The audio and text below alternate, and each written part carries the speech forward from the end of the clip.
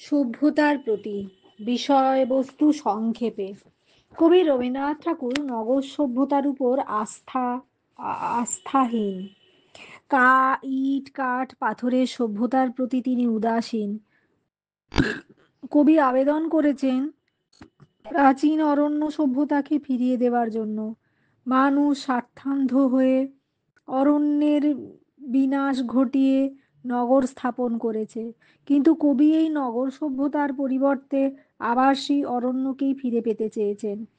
নব সভ্যতার প্রতি কবি একান্ত আবেদন নবসভ্যতা যেন লোহা ইট কাঠ পাথরের তৈরি সভ্যতাকে সে ফিরিয়ে নেয়। আধুনিক নগর সভ্যতাকে কবি সর্বগ্রাসী সভ্যতা বলে মনে হয়েছে। এই কারণেই কবি পেতে চেয়েছেন প্রাচীন মুনি ঋষিদের ছায়া, সুনিবিড় নির্জন তপবন, সেখানে গাছের ছায়ায় পুণ্য ঝরে পড়ে, সকল প্রকার অন্যায় অপমান থেকে মুক্ত থাকে সোনার দিনগুলি। সেখানে প্রভাত ও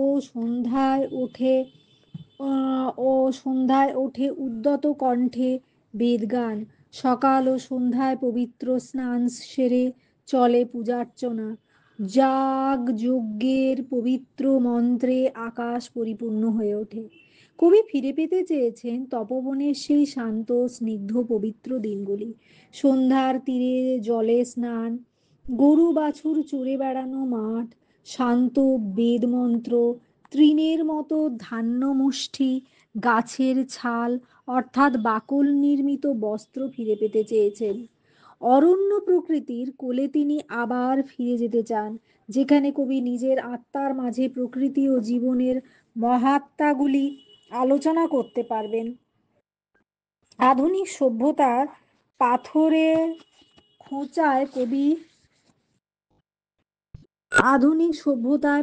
খোঁচায় কবি থাকতে চান না।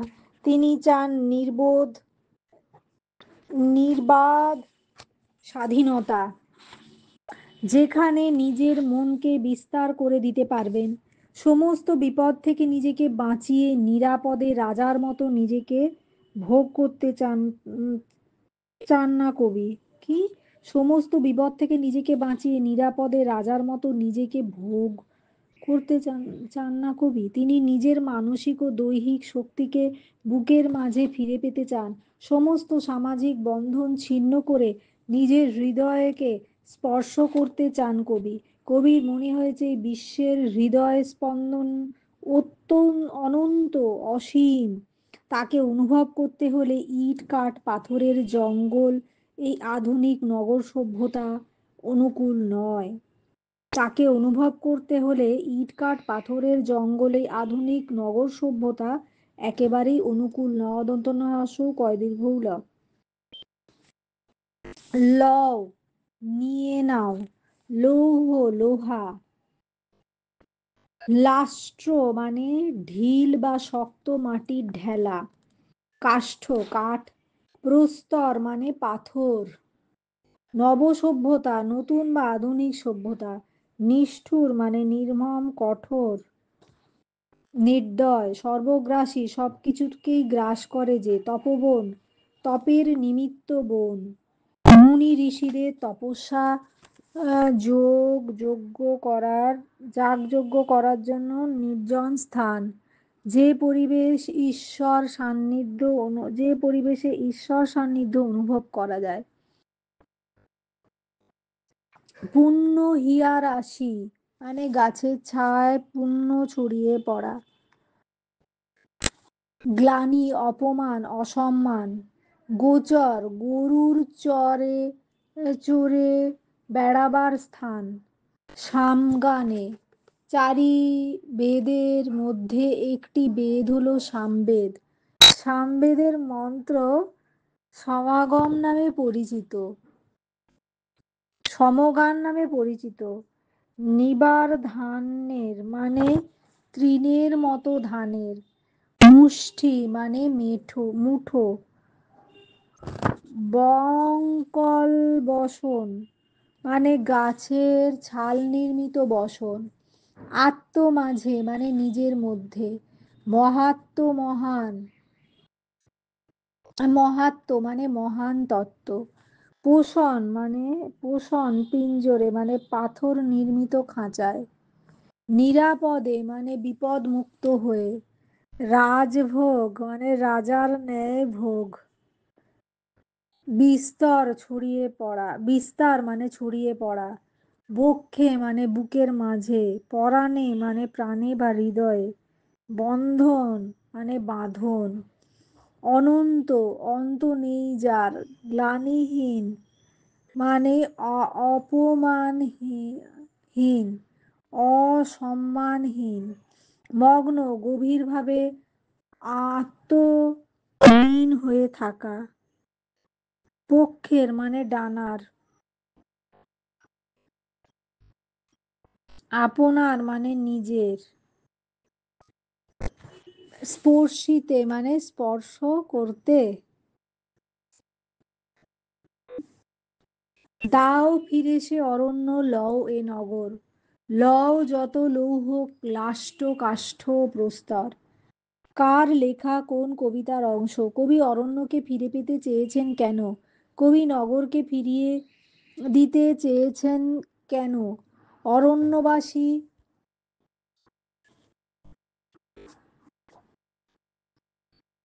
জীবনের প্রতি কবির ভালোবাসার কারণ কি?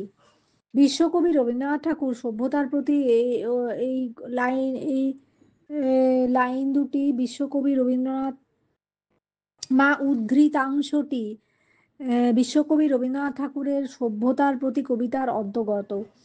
কবি ইট কাঠ পাথরের নগর সভ্যতার উপর বীতশ্রদ্ধ, বয় দীর্ঘই তালবস্যয় রফলা দয় ধ, বীতশ্রদ্ধ, কারণ আধুনিক নগর সভ্যতা সর্বগ্রাসী, মনুষ্যত্বের সবটুকু নিগড়ে নিয়ে তাকে নিঃস্ব করে দেয়। তাই কবি অরণ্যকে ফিরে পেতে চেয়েছেন।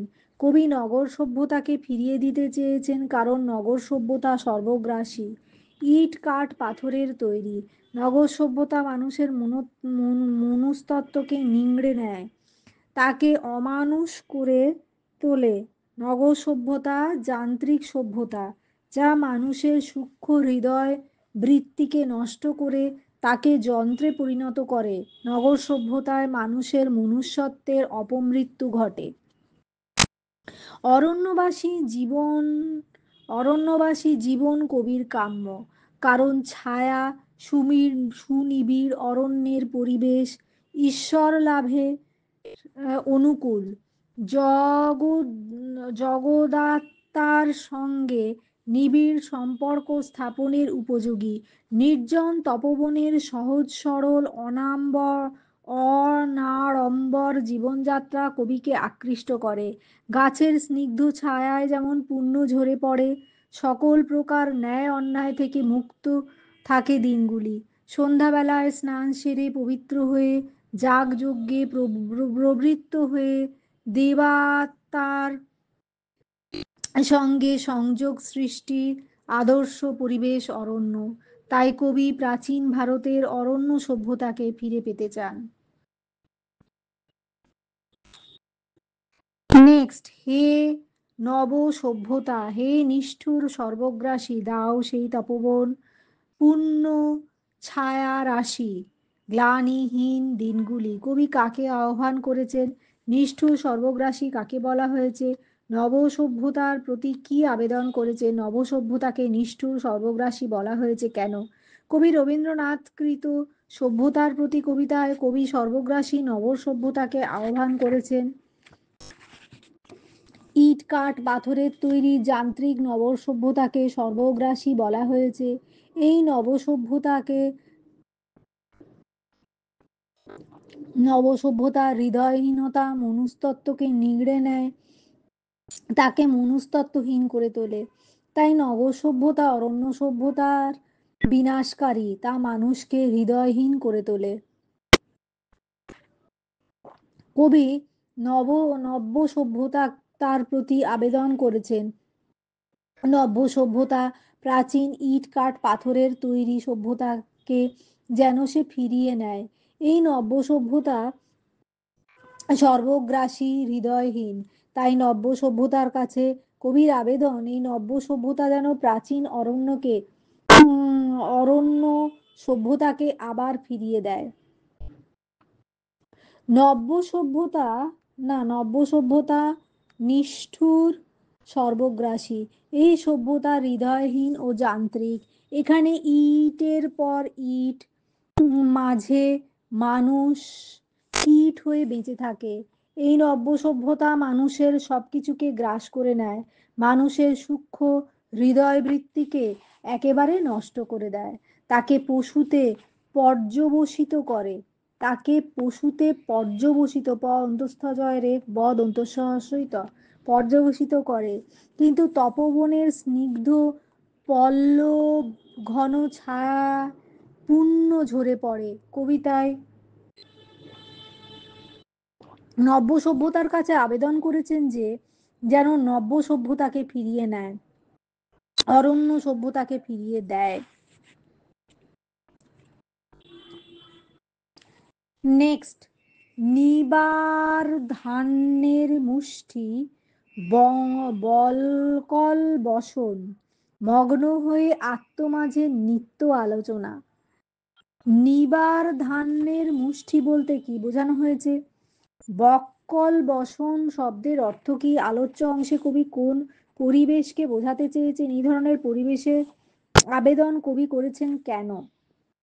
সভ্যতার প্রতি কবিতায় কবি নিবার ধান্য বলতে তৃণধান্য বা উড়ি ধান্যকে বোঝানো হয়েছে।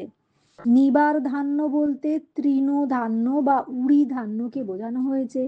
তাই নিবার ধান্য মুষ্টি বলতে তৃণের মতো ধান্য মুষ্টি বা উড়ি ধানের মুষ্টিকে বোঝানো হয়েছে। বলকল বসন বলতে গাছের ছালরূপ বসনকে বোঝানো হয়েছে। প্রাচীনকালে মুনি ঋষিরা তপবনে বাস করতেন। সহজ সরল অনাড়ম্বর জীবনই ছিল তাদের কাম্য। বনের সামান্য ফলমূল আহার করে, গাছের বাকল পরিধান করে তারা জীবন কাটাতেন। ঈশ্বর উপাসনার জন্য বনের তপবনের মতো আদর্শ স্থান আর নেই। উদ্ধৃতিটির মধ্য দিয়ে কবি প্রাচীন তপবন পরিবেশকে বোঝাতে চেয়েছেন। তপবনের সেই অরণ্য পরিবেশ যেখানে গাছের স্নিগ্ধ ছায়ায় মুনি ঋষিরা তপস্যার জীবন অতিবাহিত করতেন, জীবন কাটাতেন, দেবাত্মার সঙ্গে আত্মার যোগ সাধনে। নির্জন তপবনের পার্থিব সম্পদ প্রাচুর্য ছিল না। সহজ সরল অনাড়ম্বর পরিবেশে তাদের যা কিছু প্রয়োজন সবই যোগাতো। সহজ সরল অনাড়ম্বর পরিবেশ তাদের যা কিছু প্রয়োজন সবই যোগাতো। তাই তপবনের পরিবেশের জন্য কবি আবেদন করেছেন। কবি এ ধরনের পরিবেশের জন্য আবেদন করেছেন কারণ এরকম পরিবেশে মানুষ সত্য উপলব্ধি তে মানুষকে সত্য উপলব্ধিতে সাহায্য করে। কারণ এরকম পরিবেশ মানুষকে সত্য উপলব্ধিতে সাহায্য করে, মানুষের আধ্যাত্মিক জীবনের সহায়ক।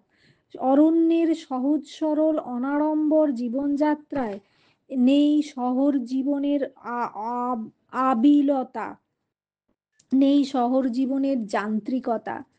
তার বদলে আছে নিশ্চিত জীবনের পরম আশ্বাস। জীবনকে উপলব্ধি করার জন্য, জীবনকে আবিষ্কার করার জন্য এই পরিবেশের প্রয়োজন আছে। এই পরিবেশ মানুষকে মনুষ্যত্বের অধিকারী করে তোলে, স্নেহ মায়া মমতায় ভরিয়ে তুলে তাকে যান্ত্রিকতা থেকে মুক্তি দেয়। নেক্সট, চাই স্বাধীনতা, চাই পক্ষের বিস্তার, বক্ষ ফিরে পেতে চাই শক্তি আপনার। কার লেখা কোন কবিতার অন্তর্গত? কোন স্বাধীনতার কথা বলা হয়েছে? পক্ষের বিস্তার বলতে কবি কি বুঝিয়েছেন? এরকম চাওয়ার কারণ কি? উদ্ধৃতিটির তাৎপর্য বুঝিয়ে দাও। কবি রবীন্দ্রনাথ ঠাকুর তার সভ্যতার প্রতি কবিতায় স্বাধীনতা বলতে মানসিক স্বাধীনতার কথা বলেছেন, যে স্বাধীনতায় মানুষের মন মুক্ত থাকে, চারিদিকের বন্ধন থেকে নিজেকে মুক্ত রাখে, সে স্বাধীনতা, সেই স্বাধীনতার কথা বলেছেন। পক্ষের বিস্তার বলতে ডানার বিস্তার, ডানার বিস্তার যত বেশি হবে মুক্ত আকাশে ওড়ার পরিধি ততই বিস্তৃত হবে। কবি বলতে চেয়েছেন মনের ডানা মেলে নিজেকে বিস্তৃত করে দেবার জন্যই চাই মনের বন্ধন মুক্তি, চাই স্বাধীনতা, চাই আত্মবিশ্বাস, চাই আত্মপ্রত্যয়। তবেই মনের বিস্তৃতি বৃদ্ধি পাবে, বৃহত্তর জগতের সঙ্গে মনের যোগসূত্র স্থাপিত হবে। এরকম চাওয়ার কারণ যান্ত্রিক সভ্যতা, নগর সভ্যতা সর্বগ্রাসী, মানুষের সমস্ত ইচ্ছাকে ইট কাঠ পাথরের সেই সভ্যতা গ্রাস করে ফেলে। তা থেকে মুক্তি পেতে কবি চেয়েছেন মুক্ত চিতার ডানার চিন্তার ডানার প্রসারতা। তা থেকে মুক্তি পেতে কবি চেয়েছেন মুক্ত চিন্তার ডানার প্রসারতা, যা তাকে মুক্তি দিতে পারবে গণ্ডিবদ্ধ জীবন থেকে। নগর সভ্যতার মানুষ ইট কাঠ পাথরের মধ্যে কীটের মতো বাস করে, যেখানে মুক্তির প্রসারতা কম। গণ্ডিবদ্ধ সেই জীবন থেকে বেরিয়ে আসা সহজ নয়। তাই কবি নিজেকে বিকশিত করার জন্য মানসিক স্বাধীনতা ও পক্ষের বিস্তার চেয়েছেন। নেক্সট, আসলে কবি সভ্যতার প্রতি কবিতায় নব্য নগর সভ্যতাকে সর্বগ্রাসী সভ্যতা বলেছেন, নব্য নগর সভ্যতাকে সর্বগ্রাসী সভ্যতা বলেছেন। যে সভ্যতা মানুষের মনুস্তত্ত্বকে পর্যন্ত গ্রাস করে, তাকে অমানুষ করে তোলে। কবি কিন্তু সংকীর্ণ গণ্ডির মধ্যে আবদ্ধ থাকতে চান না। তিনি চান চিন্তার প্রসারতা, মনের প্রসারতা। তাই তিনি আত্মবিশ্বাস ফিরে পেতে চান, চান মনের স্বাধীনতা, দেহের স্বাধীনতা, চিন্তার স্বাধীনতা। সংকীর্ণ গণ্ডির মধ্যে আবদ্ধ না থেকে বিশ্ব মাঝে নিজেকে লীন করে দিতে চান। নেক্সট, পাষাণ পঞ্জিরে তব নাহি চাহি নিরাপদে রাজভোগ নব। পাষাণ পঞ্জির বলতে কি বোঝানো হয়েছে? কবি কি চাইছেন না, কেন তিনি এসব চাইছেন না, সকলের বদলে কবি কি চাইছেন? আলোচ্য অংশে কবি রবীন্দ্রনাথ ঠাকুর নগর সভ্যতার ইটকাঠ পাথরের তৈরি বাড়িঘরকে পাষাণ পঞ্জির বলে অভিহিত করেছেন। তিনি এই নব্য সভ্যতাকে পাষাণ পঞ্জিরে আবদ্ধ থাকতে চান না। তিনি এই নব্য সভ্যতার পাষাণ পঞ্জিরে আবদ্ধ থাকতে চান না। কবির আবেদন নগর সভ্যতার কাছে ইট কাঠ পাথরের তৈরি নব্য সভ্যতা যেন নগর সভ্যতাকে ফিরিয়ে দেয়, কারণ এই সভ্যতা সর্বগ্রাসী। এই সভ্যতা মানুষের মনুষ্যত্বকে গ্রাস করে তাকে ছিবড়ে করে ফেলে দেয়। তাই এই সভ্যতা কবির মতে সর্বগ্রাসী, তাই পরিত্যাজ্য।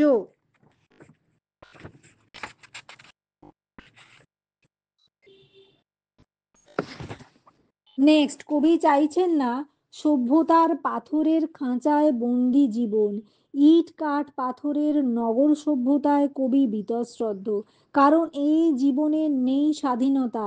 এখানে ইটের মাঝে ইটে ইটে কীট হয়ে বেঁচে থাকার অর্থ মৃত্যু। সেই মৃত্যু যন্ত্রণা কবির কাম্য নয়। পাথরের খাঁচায় বন্দি হয়ে রাজার মতো নিজেকে ভোগ করতে চান না। তিনি চাইছেন না ওই কারণে যে ওই জীবনে স্বাধীনতা নেই, প্রতিটি মুহূর্তে সেখানে আছে বন্ধন। ঘোড়াটোপের ঘোড়াটোপের অদৃশ্য নিয়মে তাই কবি আবদ্ধ হতে চাইছেন না। অন্ধকারের বদ্ধ করা খাঁচায় কবিতায় বাস করতে চান না। সে জীবনে যত ভোগের সামগ্রী থাকুক না কেন, সে যেখানে পক্ষের বিস্তার নেই, সেখানে থাকা জীবমৃত হয়ে বেঁচে থাকার সামিল। সব কিছুর বদলে কবি চান স্বাধীনতা, চান পক্ষের বিস্তার। যেখানে মনের স্বাধীনতা নেই, যেখানে প্রতি পদে পদে বাঁধন, নিয়ম নীতির কঠিন শৃঙ্খল, যেখানে মানুষের মনের স্বাধীনতাকে খর্ব করে দেয়, তা কবির কাম্য নয়। কবি চান বন্ধনহীন জীবন, চান মুক্ত জীবন, সমস্ত স্বাভাবিক বন্ধন ছিন্ন করে নিজের মানসিক ও দৈহিক শক্তিকে বুকের মাঝে ফিরে পেতে চান। নেক্সট কোয়েশ্চেন, পরাণে স্পর্শিতে চাই ছিঁড়িয়া বন্ধন, অনন্ত এ জগতের হৃদয় স্পন্দন। জগতের হৃদয় স্পন্দন বলতে কি বোঝানো হয়েছে? সেই স্পন্দনকে অনন্ত বলা হয়েছে কেন? কবি কিভাবে এই স্পন্দনকে স্পর্শ করতে চান? উদ্ধৃতিটি যথার্থ বিচার করো। জগতের হৃদয় স্পন্দন বলতে অখিল বিশ্বের সমগ্র জীব জগতের হৃদয় স্পন্দনকে বোঝানো হয়েছে। কবি আপন চিত্তের মাঝে বিশ্ব নিখিল মানব হৃদয়ের স্পর্শ অনুভব করতে চান। সেই স্পন্দনকে অনন্ত বলা হয়েছে কারণ তা অখিল জীবজগতের হৃদয় স্পন্দন, যার কোনো শেষ নেই, তা অনাদি অনন্ত সময় ধরে প্রসারিত, তা এক সূত্রে গাঁথা। কি বলছে? সেই স্পন্দনকে অনন্ত বলা হয়েছে কারণ তা অখিল জীবজগতের হৃদয় স্পন্দন, যার কোনো শেষ নেই, যা অনাদি অনন্ত সময় ধরে প্রসারিত, যা এক সূত্রে গাঁথা। কবি সেই অনন্ত স্পন্দনকে স্পর্শ করতে চান। জাগতিক সমস্ত বন্ধন ছিন্ন করতে না পারলে সেই অনন্ত প্রসারিত হৃদয় স্পন্দনকে স্পর্শ করা যাবে না। তাই তথাকথিত জাগতিক বন্ধন ছিন্ন করে স্বাধীন হয়ে মুক্ত হয়ে সেই অনন্ত জীবনকে স্পর্শ করতে তিনি ইচ্ছুক। কবি চান স্বাধীনতা, যেখানে তিনি নিজের মনকে বিস্তার করতে পারবেন। নিজের মানসিক ও দৈহিক শক্তিকে আপন বুকের মাঝে ফিরে পেতে চান কবি। সকল প্রকার সামাজিক বন্ধন ছিন্ন করে নিজের হৃদয়কে স্পর্শ করতে চান তিনি। কবির মনে হয়েছে এই বিশ্বের হৃদয় স্পন্দন অনন্ত, যার কোনো সীমা নেই। তাই ইট কাঠ পাথরের জঙ্গল এই আধুনিক সভ্যতার মাঝ থেকে সেই স্পন্দনকে অনুভব করা যাবে না। নেক্সট, পরাণে স্পর্শিতে যাই ছিঁড়িয়া বন্ধন, অনন্ত এ জগতের হৃদয় স্পন্দন। বক্তা এ কথা কেন বলেছেন? বক্তা কিসের বন্ধন ছিন্ন করতে চান? এ জগৎকে বক্তা অনন্ত কেন মনে করেছেন? হৃদস্পন্দন বলতে বক্তা কি বুঝিয়েছেন? সভ্যতার প্রতি কবিতায় বক্তা কবি রবীন্দ্রনাথ ঠাকুর। কবি বর্তমান যান্ত্রিক নগর সভ্যতার প্রতি বীতশ্রদ্ধ হয়ে তা থেকে অব্যাহতি পেতেই একথা বলেছেন। বক্তার হৃদয়ের বন্ধন ইটকাঠ পাথর দিয়ে গড়া প্রাণহীন নগর সভ্যতার সঙ্গে যুক্ত, কিন্তু আধুনিক যান্ত্রিক সভ্যতার জীবনধারা পছন্দ করেন না। প্রেমহীন এই যান্ত্রিক জীবন থেকে তিনি মুক্তি পেতে চান, আর সেই মুক্তি পাওয়ার জন্য এই যান্ত্রিক সভ্যতার সঙ্গে পতিত হওয়ার বন্ধন, আর সেই মুক্তি পাওয়ার জন্য এই যান্ত্রিক সভ্যতার সঙ্গে প্রথিত হওয়ার বন্ধন। প্রথিত মানে কি? সেটা ছিঁড়ে ফেলতে চান। অনন্ত কথাটির অর্থ হলো অন্তহীন বা অন্ত নেই যার, বা অসীম। কবির চোখে এই জগৎ সংসার সত্যি অসীম অনন্ত। এখানে দেশ মহাদেশ, সাগর মহাসাগর, পাহাড় পর্বত, হ্রদ নদী, কোনো কিছুরই অন্ত নেই। কাব্য জগৎ ও তেমনি অনন্ত অসীম। তিনি যেমন সুখী, যত সুখী কাব্য সাহিত্য রচনা করতে পারেন, তেমনি আধার তার, মানে তিনি যেমন সুখী যত খুশি কাব্য সাহিত্য রচনা করতে পারেন, তেমনি আধার তার। আধ হয়াকার মাগো। হৃদয় স্পন্দন বলতে হৃদয়ের স্পন্দনকে বোঝানো হয়েছে। কবিতার সীমাহীন বক্তব্যকে অনন্ত সীমায় উত্তীর্ণ করে দিতে চান কবি, সেখানেও বন্ধন মুক্তি চান। কবি মনের যে পোষণা থাকে, কবির মনের যে প্রেষণা, পয়রা ফলা একার পেট কাটা মূর্ধন্য স মূর্ধন্য একার, কবির মনের যে প্রেষণা তাকে তিনি জাগিয়ে রাখতে চান। মগ্ন হয়ে আত্মনামে নিত্য আলোচনা। মহাত্মাগুলি কে, কার লেখা কোন কবিতার অংশ, বক্তা কে, প্রসঙ্গ কি? নিত্য আলোচনা বলতে কি বোঝো?